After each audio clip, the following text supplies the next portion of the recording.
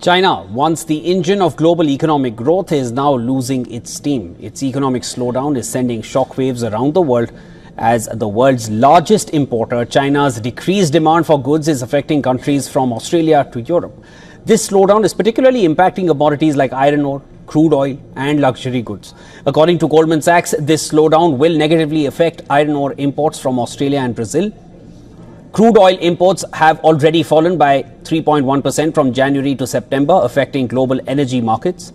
China has contributed around 30% of the world's growth since the 2008 financial crisis. However, with the country's economic slowdown, the impact is now being felt worldwide. The country's 126 trillion yuan GDP is under pressure, and despite stimulus efforts, domestic demand remains weak.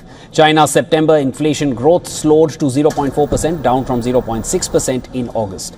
The ongoing property crisis, now in its fourth year, is reducing demand for steel and iron, further weakening China's role as a global buyer of construction materials. Southeast Asian nations and countries like South Korea and Japan are also feeling the effects of reduced Chinese imports.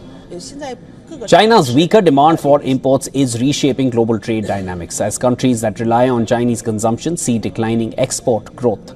Luxury goods from Europe, machinery from Vietnam and Thailand, and high-tech products from South Korea and Japan are all facing reduced demand. Despite Beijing's ongoing stimulus measures, including monetary easing and investment plans, China's economic activity has yet to show significant improvement.